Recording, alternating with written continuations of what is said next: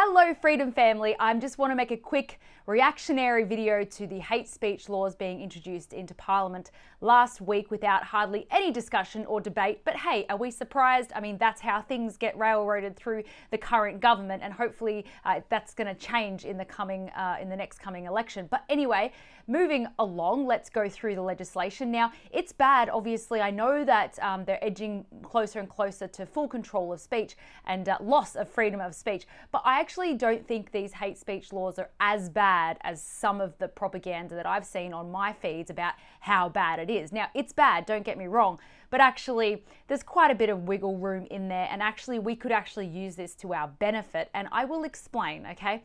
Because even if something is bad, it's not good to over dramatize the negativity of it, because fear is not good for anybody, and so no one out there should be over dramatizing it. So let me just explain the basics of it. So the most important part is 1, A, B, C, and D, and this is obviously the offense itself. So let me just read it to you. It's on the screen as well, and I'll put a link in the description of the full thing. It's on page 11 and 12 of the legislation. Now, so a person commits an offense if A, the person threatens to use force or violence against a group. Now that specifically says force or violence against a group. It does seem quite specific to actually threatening force and violence.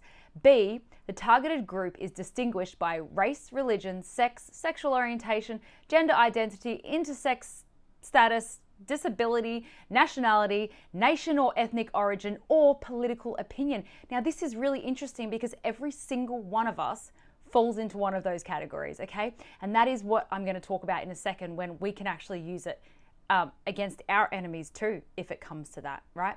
C, a reasonable member of the targeted group would fear that the threat will actually be carried out. Now, I've been to court and I know what reasonable person means, and it can't be a mentally disabled person who thinks that a flighty comment will end up being actually committed.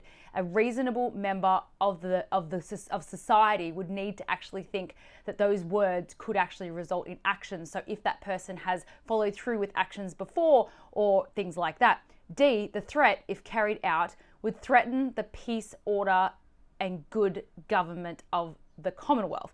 Now that is a little bit too broad for my liking. In fact, that is way too broad. But remember that A, the person threatens to use force or violence against a group. That is really the top tier of the crime itself.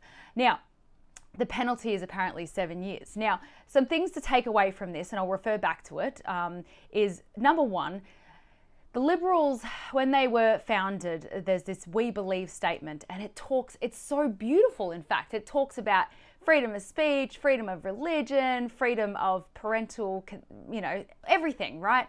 Obviously they do not follow their own founding values, and they should have been in opposition to this bill, not because of the bill itself even, but because, I don't know, it's not a uni party. They're supposed to be in opposition. That's why we have two different parties. That's why we're supposed to. So just remember, Liberals have actually been pretty bad with censorship laws in the last coming years. But anyway, the implementation of the bill is a lot harder than passing legislation. Okay, so when it actually gets tested in court, that's when we're going to find out how impactful it actually is. And any court proceedings will actually set precedences against this legislation and will actually act as a deterrent for this being abused, I guess. Number 3, someone will probably need to be a sacrificial lamb, unfortunately. I've been sacrificed before and spent time in prison. So, if it's me, I'm happy to do it, don't want to, and I'm not going to be fishing for it either. But, if someone out there does end up on accident having an opportunity to test this in court, that's how we're going to get around some of these things, I believe. Now, we can also use this against them if we can be bothered, okay? Because when you look at the legislation that I just read out to you, race, religion, sex, sexual orientation, gender identity, intersex status, disability, nationality, nation or ethnic origin, or political opinion. I mean, we fall into so many of those categories. I mean, sexual orientation being heterosexual, if someone is bad-mouthing heterosexuality or the nuclear family to you, that's basically hate speech. And if they threaten you in any way, that is absolutely hate speech according to this. Now, mind you, I don't condone censoring people's speech, really. I think that people should be able to say whatever they want, and we should be able to trust the citizens to figure out what they want to follow and what they don't want to follow. I don't agree with using the court system against them necessarily, but if we're going to be the subjects of this legislation, then maybe we will have to use this legislation against them to clog up the systems and to really test this law. Because just recently on X, I had conversations with people about the fact that I was born in Australia, but none of my siblings were, and both of my parents were not born in Australia. So all these nationalists who are talking about deporting every single dark coloured person, by the way, they're absolutely insane, because like they'll ever have that power. And I've been quite shocked by the comments.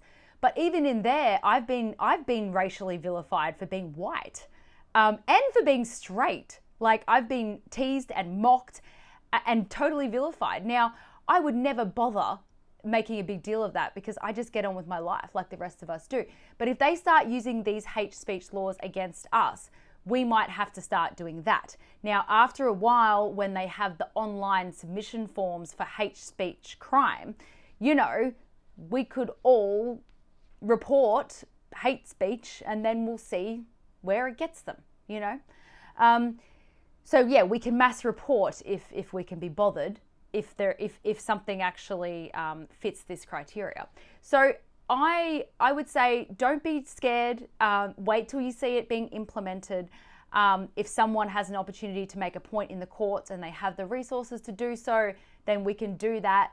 And, you know, obviously no one that follows me, from what I understand, would make a violent threat anyway. So actually, it doesn't really affect us that much if you look at that particular point. If it said violent speech or something like that, that would be far more worrying. And it's still worrying, like I said, but I just wanted to give you a different perspective that isn't so doom and gloom. And I hope you appreciate that and understand why I'm doing it, because I think propaganda on either side of the coin is not okay. And we should just see it for what it is, and also see it as an opportunity if that opportunity arises. So don't freak out, guys. We still have free will and power to make our own decisions and fight our own battles. So I'll see you guys soon.